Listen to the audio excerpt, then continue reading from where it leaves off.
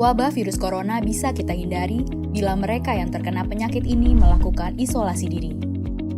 Tidak semua pasien corona harus dirawat di rumah sakit.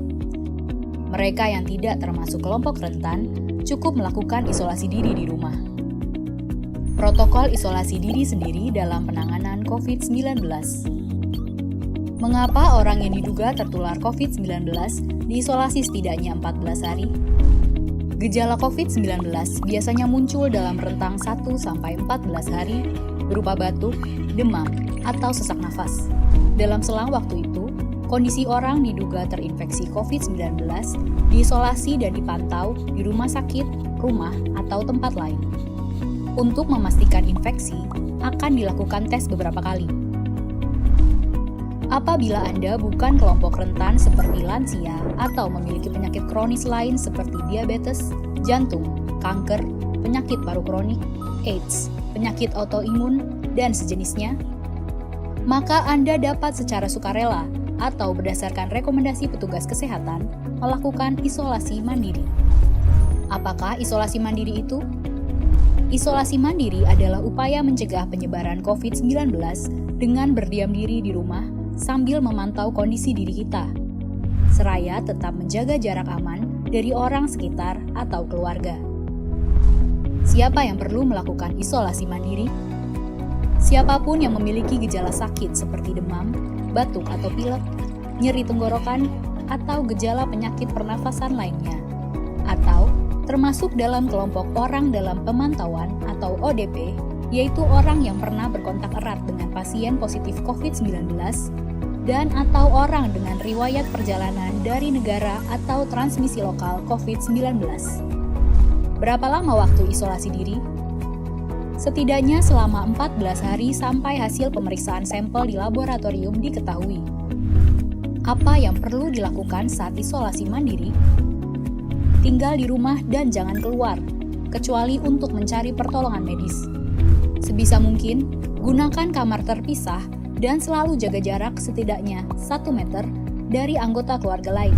Selalu gunakan masker selama masa isolasi diri.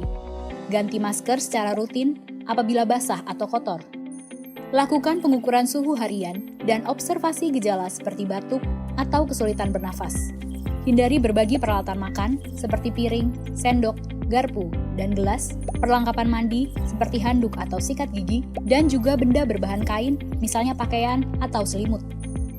Terapkan perilaku hidup bersih dan sehat seperti makan makanan bergizi, rutin mencuci tangan dengan sabun dan air mengalir, serta melakukan etika batuk dan bersih. Upayakan berada di ruang terbuka dan berjemur sinar matahari setiap pagi. Jaga kebersihan rumah dengan cairan disinfektan, terutama untuk area atau permukaan yang sering tersentuh tangan. Hubungi segera fasilitas layanan kesehatan bila sakit memburuk, seperti mengalami sesak nafas. Apa yang tidak boleh dilakukan saat isolasi mandiri? Tidak boleh keluar rumah, termasuk untuk bekerja, apalagi ke ruang publik. Bila sangat terpaksa harus keluar, gunakan masker dan hindari transportasi publik atau tempat ramai. Tidak boleh berbagi alat makan, mandi, dan pakaian bersama anggota keluarga lainnya. Cuci peralatan makan dan pakaian secara mandiri, terpisah dari anggota keluarga lain.